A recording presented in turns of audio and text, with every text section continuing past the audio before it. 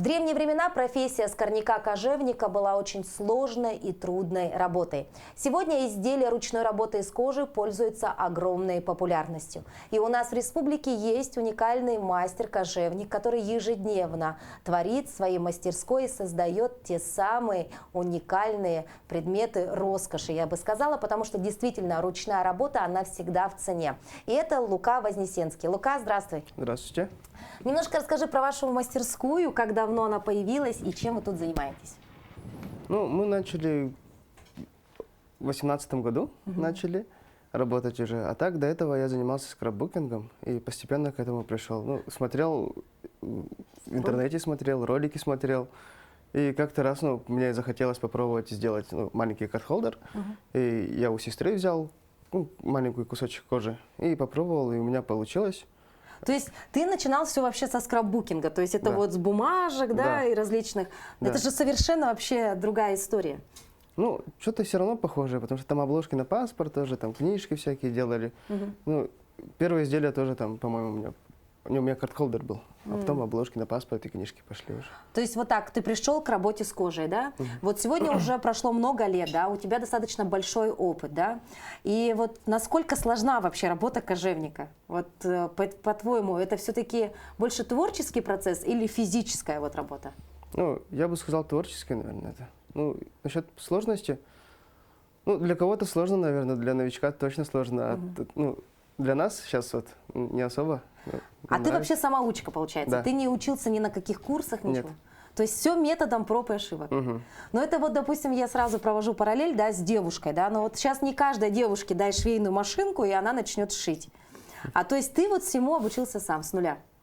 Насколько сложно определить качество кожи? Ну вот как ты ее определяешь? Ну, не особо сложно. Сложно в том, что типа выбрать первого сорта и третьего сорта кожи. Если где-то мы заказываем, то нам говорят там третьего, четвертого сорта, но она может прийти вообще там шестого сорта, и вообще очень плохую кожу могут отправить. Надо кожу выбирать, вот так вот смотреть, каждый раз видео просить, смотреть, или уже самому там присутствовать.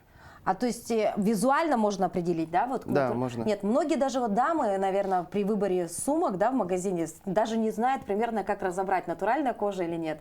Но раньше было, типа, поджигаешь там, да, и смотришь, горит она или не горит. Ну, сейчас примерно то же самое, просто здесь еще она, вот видите, вот, кожа идет, но она натуральная только снутри, а вот поверхность, она не натуральная, она, получается, с покрытием идет. Покрытие, она в любом случае плавится, трескается. Есть кожа без покрытия, это крас и либо растительного дубления. Это у нас хромовое дубление, это тоже натуральная кожа считается, но она уже с покрытием идет. А это минус 50 выдерживает? Это да, выдерживает. А есть кожа, которая не выдерживает? Есть. Это какая примерно? Тоже хромового дубления, просто я могу показать, в принципе, у меня есть кожа. То есть есть такая кожа, она хоть и натуральная, но не выдержит мороз? Да, есть. Интересно. А это все корова? Да, все корова. Все корова. А почему ты выбираешь корову, потому что это практично и с ней проще работать? Ее больше всего, она везде. Мы еще с козой работаем, она немножко дороже, и куски маленькие бывают. Надо, чтобы такую сумку сделать, с 2 кусков, например, делать. А корова, она везде есть. Да. А то есть все-таки это все импортный, да, материал? Это не корова якутского, да, происхождения? Нет, не якутского. Пока еще такого нет, да? Но я думаю, в будущем ты, наверное, возможно, и откроешь эту сеть, да, линейку кожи, да? А вообще зачастую это какие страны? Самая лучшая кожа. У нас Италия, Франция, вот эта вот итальянская кожа идет. Это тоже итальянская, но французского сейчас у нас нету здесь, она там находится. Сколько уходит времени на изготовление вот такой сумочки? Мне просто интересно, я даже представить не могу. Мы здесь не используем никакой механической машины, мы здесь полностью вручную прошивали, где-то 3-4 дня на такую сумку. 3-4 дня? Вот это каждый шов, это не машинка, это руками? Это все вручную шьется. С ума сойти. И вот так вот за 3 дня можно сделать сумочку? Да. Очень интересно. А вот правда ли, что белая кожа это самая такая, проблемная? То есть из нее очень сложно что-либо шить? Ну да, ее замарать легко. Замарать легко? Легко, там, Самая дорогая изделие? Самая дорогая была это из французской кожи, это был портфель, это мы его во Францию отправляли. Да ладно? Да. То есть твои работы есть и во Франции? Ну да. А вообще в Якутии у нас много мастеров таких или не так много? Сейчас, наверное, много, потому что мы обучаем. Обучили уже около 500 человек. Вот. То есть пошли по твоим стопам уже 500 твоих учеников? Да.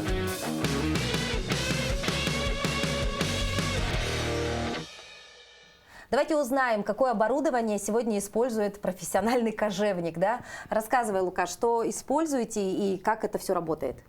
Ну вот у нас вот машинки есть, это у нас рукавная, мы шьем на ней оптовые заказы, тоже то же самое, только она не рукавная, прямо строчка идет. Ну, рукавная, она будет намного легче, ну то есть подобраться, подобраться таким моментом, ну где этот трудно, то, что вот эта машинка не подходит, на этой шьем. Ну то есть здесь это все так большие полотна, да, можно прорабатывать, да. а здесь можно детальки, такие, да? Да, маленькие детали, вот, где-то круговые вот это вот шьем. Вот. Это что за машина вон там? Вот это уже это? непонятно что-то. Это у нас утончитель, это самое необходимое у нас. Здесь мы утончаем края, полосочки тоже утончаем, чтобы здесь не толсто слишком было. Вот здесь вот на изделиях, чтобы аккуратно смотрелось. Это для окантовки, для бортика, да, вот это? Да. Ну да, мы видим же, она толстая-толстая, а здесь идет узенькая. Вот здесь вы ее утончаем. Утончаете. Интересно, то есть вот это такая специфичная машина, да, нетипичная для всех, да? На этом станке мы вырезаем самые маленькие детали. То, что руками тяжело режется, вырезаем на этой машинке. Лука, а если все-таки говорить о твоих работах, да, какая работа запомнилась тебе больше всего или, может быть, что-то было необычного в ней? Самое необычное это было седло старинное, древнеякутское вообще там. Она сейчас стоит в этом музее, стоит. То есть ты реплику делал или ты реставрировал? Мы по новой делали реплику, да, реплику делали. По фотографии, нам фотографию отправили, мы все делали по новой. А вообще вот любители все-таки изделий ручной работы, да, они все гонятся за каким-то эксклюзивом, да, хотят, чтобы сумка была там вот только такая и только у него. Ты делаешь все в единственном экземпляре или все-таки повторяешь какие-то? Некоторые мы повторяем, некоторые нам дают и клиенты сами, рисуют, отправляют, мы делаем эти сумки. То есть вообще ты все-таки за индивидуальность, да? Да. То, что мы выпускаем, у нас они постоянно выпускаются, а мы их каждый раз повторяем. То есть люди уже видят какой и берут, да? Да. Вот, например, мужской, да, такой кейс. Да, это индивидуальный заказ был. Здесь Очень внутри красиво. тоже инициалы, надпись есть внутри. То есть и такое можно сделать, да? Да. Интересно. Вот посмотрите, какая уникальная вещь, да? Очень красиво. Ты даже видишь, что оно немножко прогнулось, да? Классно. А занимаетесь реставрацией или только пошивом? Реставрации нет, мы ремонтируем сумки. Реставрация это когда там дырочки заделать, а мы полностью меняем какие-то ручки, например, меняем полностью, либо там какую-то деталь тоже меняем. Сегодня в рамках нашего проекта мы вам покажем, мы должны все-таки показать работу кожевника в деле, да, и вот что сегодня ты будешь делать? Мы сегодня с вами сделаем обложку на паспорт, я кожу здесь уже подготовил. Давай посмотрим. Вырезал. Расскажи немножко про кожу. Вот как вообще людям смотреть и выбирать правильно кожу вообще? Как говорят по запаху, натуральная кожа должна пахнуть, нет? Да, она должна пахнуть. Должна? Вообще запах очень хорошо приходит, когда его поджигаете, и она как подгорелая еда. Прогорелая еда. Да. То есть если не пахнет прогорелой едой, значит не то. А так вот здесь вот все-таки она должна быть вот с какими-то такими погрешностями? Если видим, она вот тут, если видно, вот здесь есть складки, морщинки кожи натуральной. Это должно быть так? Да. Это хорошо? Да, это нормально. А вот цвет матовый, глянцевый, это... Это уже от завода зависит. Как они выпустят, как они покрасят, это оттуда уже зависит. То есть и такое возможно? Да. Лука, мы видим вот здесь несколько экземпляров кожи, да? Визуально для меня они все одинаковые. Но немножко расскажи нам и телезрителям, в чем разница. Так, вот это вот у нас КРС. Она полностью... Что такое КРС? КРС – это крупнорогатый скот.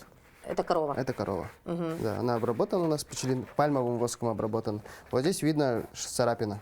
Возможно, при жизни она была. То есть корова пострадала? Да. А это считается хорошо или это уже брак? Кому-то нравится, кому-то не нравится. Мне лично нравится, но не всегда заказывают с таким рисунком. А вот это что за вмятина? Это, видать, уже на заводе. На заводе. То есть это какой цвет? Это же все крашено, правильно? Да, это мы сами покрасили, пропитали. Все понятно. она такая бледная пахнет чем? Да, кожей пахнет. Здесь тоже, эту сторону тоже обработали. Полностью обрабатываем с этой стороны и с этой стороны. То есть это вот один вариант, да? Да. Хорошо, смотрим далее. Это у нас коза, это французская кожа. Это одна из самых дорогих кожи. Сразу видно вообще. Вот эта, она такая прям твердая, да, и торчит. А это прям мягенькая, да, уже? Его обычно используют для перетяжки. Она тянется, Да. да? Перетяжки чего, мебели, такой кожи? Перетяжки там чехлов на телефон, типа такого вот. А, и такая же есть, да, еще Да. история, вот эти Да. мелкие, да, такие детали. Ну, прям видно, прям сразу дорого-богато. И здесь фактура совершенно другая, да, здесь гладкая, а здесь уже какая-то с кусочками такими, да? Ну, вот зернистость, это вот Зернистость. свой рисунок. Интересно. Это коза, хорошо Да. еще. Это тоже сам, ну, это этой же фирмы, тоже коза, только уже не для перетяжки, а ну, для изделий. Она не тянется уже, да? она не И тянется более уже. гладкая, да? Да.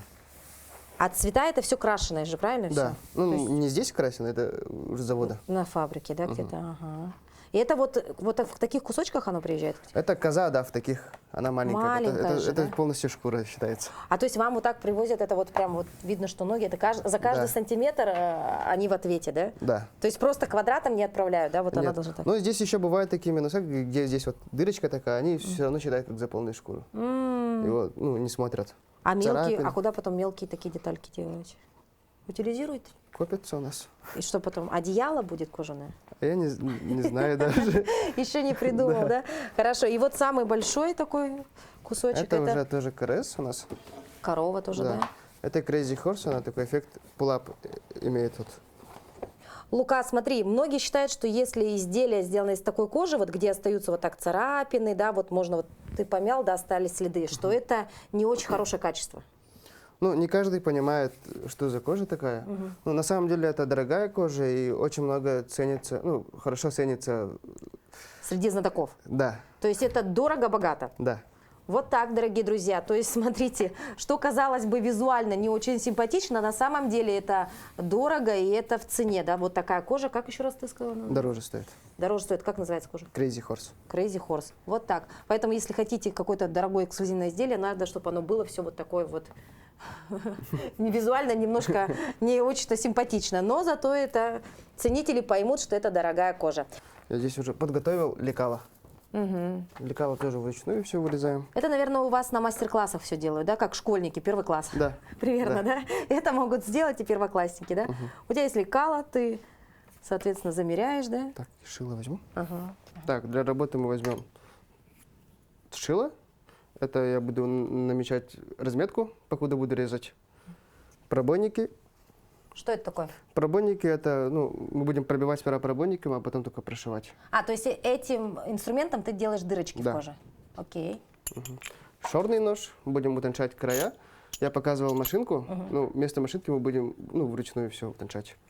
И разметку. Вот. Вот у тебя такие все инструменты, а с виду и кажется, как будто они для красоты, как будто это что-то вот совсем такое древнее, я не знаю, вот, не знаю, там, 19 века. На самом деле это все используешь. Это современные, да? Да, современные. Сейчас мы будем намечать разметку, покуда будем резать. А эта вещь помогает или она для красоты? Вот это вот? Да. Да, мы на ней будем резать. А, потом. Да, это мат для резки. И вот этому всему ты научился сам, да? Ну да, потихоньку. Очень интересно. А есть какая-то мечта что-то здесь готовить у тебя? Я не знаю, может быть, что-то прям классное. Или может какую-то кожу приобрести, я не знаю, там, сшить сумку из питона, аллигатора. Я шил уже. А, уже шил? Да. О чем тогда еще, может, мечтаешь? Побольше сумок шить. Побольше сумок? А может, какой-то хочешь большого размера сумку, я не знаю. Или поработать, может, какой-то кожей эксклюзивной. Такие бывают? Ну, хотелось бы что-нибудь такое ненормальное сделать. Ну, интересное. Нетипичное, Да. Лука, а я вот читала о том, что самая прочная кожа – это кожа ската. И ее обычно производят в Таиланде. С таким материалом, с каким-то ты работал уже? Ну, с катом я пробовал ремешок делать. Очень трудно ей работать. Она не пробивается, она не рвется. Ну, да, вот. То есть как камень, да? Да. Она прям, ну, реально как камень. Как вот стукаешь, а там как будто звуки такие от камня как будто. Ну, кстати говоря, кожаные изделия сейчас встречаются в повседневной жизни. Ну, как минимум, человек уходит на работу, у него кожаная обувь, кожаный ремень, кожаный ремешок на часах, возможно, кожаная сумка, паспорт, в любом случае уже, наверное, у большинства в кожаной обложке. То есть кожа, она повсюду, да? Сегодня, ну, в повседневной жизни, правильно? Ну да. Лука, а вот если, допустим, вырезал немножко неправильно деталь, да, уже отрезал все и не подходит, ну, допустим, маловат размер, что-то это процесс обратим, то есть растянуть кожу возможно, или это уже считается некачественной работой? Но если размеры не сильно значительные, то, я думаю, можно растянуть. Ну, бывает такое, что мы растягиваем кожу. То есть это допустимо, да? Да. Ну, здесь прям, ну, точности можно, чуть-чуть размеры, они, ну, все равно отличаются, потому что все вручную режется. Все равно будет отличаться. Но это как работа с тканью, да? Все равно Да, да. какой-то запас нужно оставлять, да? Да. То есть ничего страшного. Просто в конечном итоге можно это все подровнять. А для изготовления вот обложки на паспорт, ну, максимально сколько времени надо? Час, два, три? Где-то так, часа два, наверное. Ну, сейчас я покажу ускоренный вариант. Без покраски. Краска мы обычно, ну, когда красим края, мы обычно целый день тратим на нее. То есть это обработка уже такая, да? Да. Хорошо. А если сравнивать, допустим, по ценовой политике, да, вот обложка на паспорт, изготовленная у вас, и обложка на паспорт из натуральной кожи в магазине, дороже что? Ваша работа или магазинская? Скорее всего, наша будет. Ваша. Все равно, то есть ручная работа, она оценивается дороже, Ну да. да? В любом случае. Ну и, конечно, это же еще и эксклюзив, да, люди наносят свои инициалы, да? Ну да. Любые изменения можем сделать по желанию клиента. Там, кармашки добавить, убрать кармашки. А то есть в магазине все как есть, так и есть, да? Это отделы под карту. Нам нужно будет пробить 4 дырочки и порезать по дыркам уже, чтобы карта вмещалась. То есть вот так вот, казалось бы, небрежно, какой-то колотушкой, молоточком делают отверстия, да, в коже. Все просто. Смотрите. Лука, а самые частые, вот, допустим, некачественные работы, с чем они связаны? Ну вот, допустим, человек пришел, покупает кошелек, да, и вот твои советы какие, на что нужно обратить внимание, чтобы понять, что это изделие некачественное? Бывает же, что люди недобросовестно продают. Ну, наверное, в швах. Надо А, смотреть швы, где заканчиваются швы. Ну, большинство фабрик, они не заканчивают швы, они там такие вот торчат, и по ней она потом уже расходится. то есть вот должен быть завершен шов, да? Да. Ну, самое, наверное, такое распространенное, наверное. Лука, ну, конечно же, кожу ценят в первую очередь за то, за что? За то, что можно носить ее вечно, да? Вот, а все-таки вот этот процесс носки, да, период носки, он зависит от качества кожи или от того, как человек пользуется ей? Вот, допустим, тот же ремень. Ну, вот приобрела ты ремень кожаный, да, к примеру, сколько он должен прослужить в лучшем случае, если это хорошая кожа? Но если хорошо носить его, то очень долго можно носить его. 5-10 лет? Да, я думаю, больше, если кожаная хорошая. Ну, бывает, например, обувь находит же там. Они до сих пор вроде в них можно ходить, но единственное, что они твердые. Но если, думаю, хорошо ухаживать за ними, можно вообще вечно с ними Ну, то есть вот проходить. такую обложку на паспорт можно вообще до Да. конца дней носить? Да, То есть ей ничего не будет? не будет. Но это опять же все от качества кожи, правильно? И от того, как человек носит. Да. Все детали мы вырезали. Теперь нам нужно будет сделать беговку. Беговка это по краям полоска декоративная. Но ничего такого она за собой не несет, нагрузки какой-то. Она никак не влияет на изделие, это только декоративное. Для красоты, Вот, так да. сказать. Инструмент это кризер, это грелка. То есть, по сути, кожа плавится, да? Да. Она нагрелась, расплавилась, и осталась такая вот полосочка, да? Вот. Ну да, видно сразу. Красивая такая полосочка.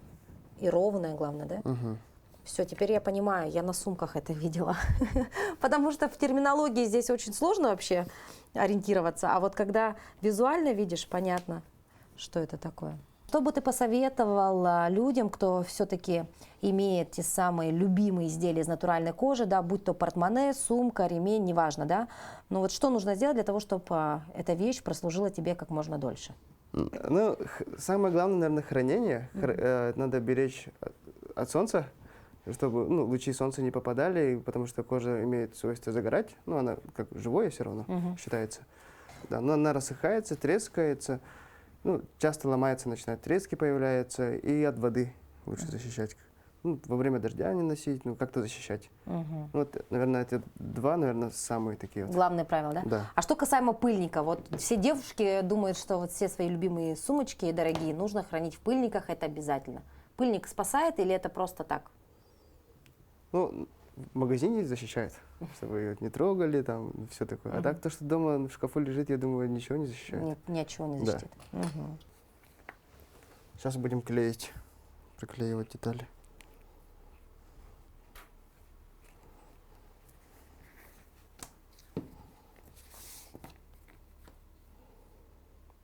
Клей у вас, наверное, тоже, да, определенной какой-то консистенции по определенному, да, рецепту. Это же немаловажно, да? Мгм. А то детали-то могут отклеиться, да?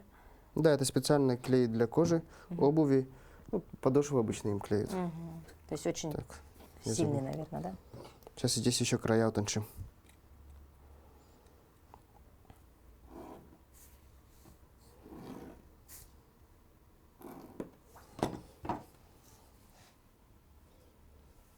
А утончаете края, вы вот так срезаете, да, немножечко? Да. Это чтобы прошивать было проще, да, потом? Ну, чтобы изделие сильно громоздко не смотрелось. То есть такой толстой, да, лепешкой, Мгм. чтобы края все-таки были. А что, у вас только один такой ножичек? Это типа на вес золота они, да? Они? Да. Ну, вообще это дорогой очень. А, да? В сравнении с другими инструментами это дорогой инструмент.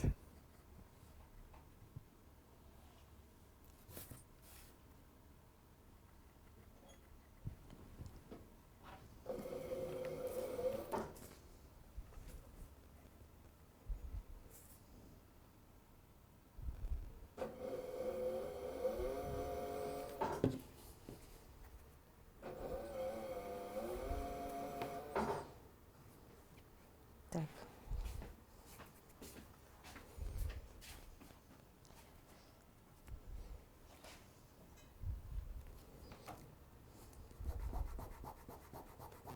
Сейчас начнем пробивать. Вот у нас пробойник такой. В ту самую полосочку, да, которую делали? Ну, рядом. Ага, рядом с ней. Так, вот. Вот такие вот получаются. А, и все. А потом уже шилом, да, и нитками сшиваете, да? Мгм.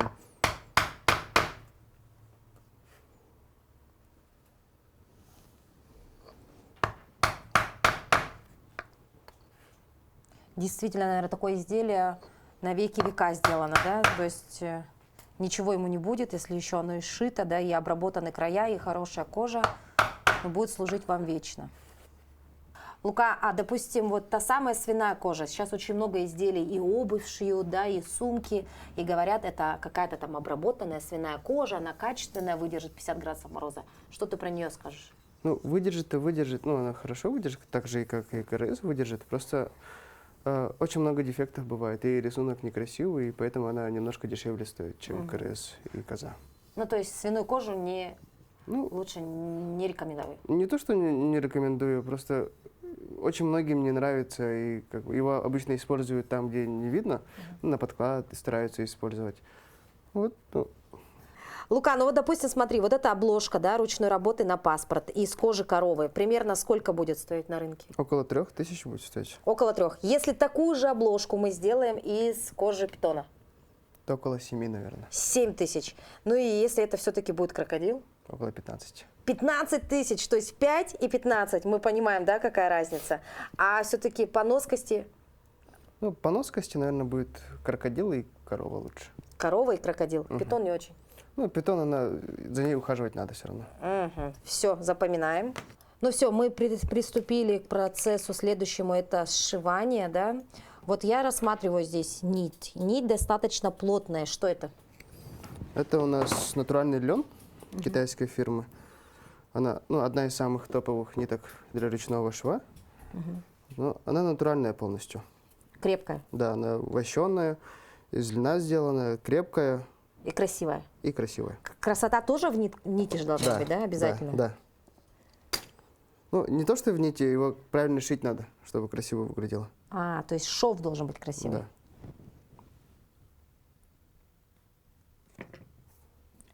А игла та самая большая цыганская, да? Да. Или иглы тоже разные у вас тут? Я Ну, вижу? у нас специальные иглы. Вот эти вот, они специализированные, вот эти вот маленькие.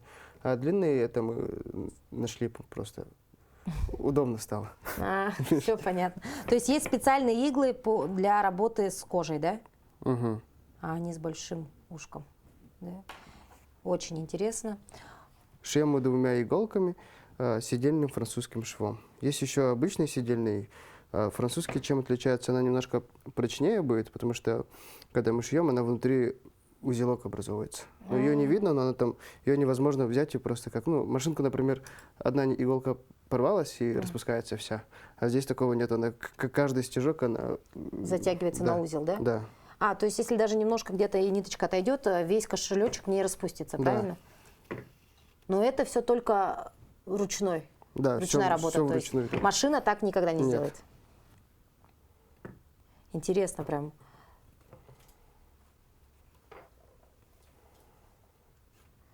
Двумя нитками. Я вот сразу переношу это все на то же самое, значит, швейное мастерство, да, и думаю, а мы смогли бы так шить, допустим, одеяло вот так с двух сторон иголками. Я не понимаю, что там происходит. Действительно, очень, по мне так это сложный процесс, но ловко все получается у Луки. Ну, конечно, опыт говорит о своем, да. И вот тот самый красивый, аккуратный шов мы уже видим, да.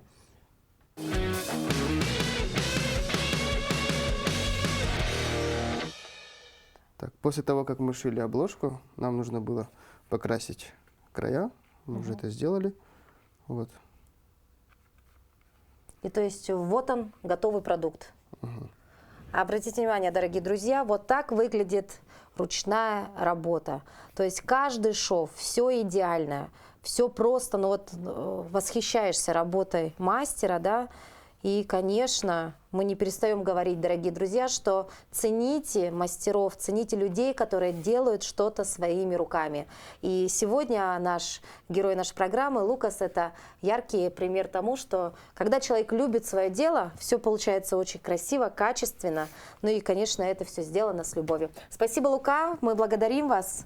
Творите, созидайте, развивайтесь. Ну и, конечно, прославляйте труд мастера республики. Спасибо.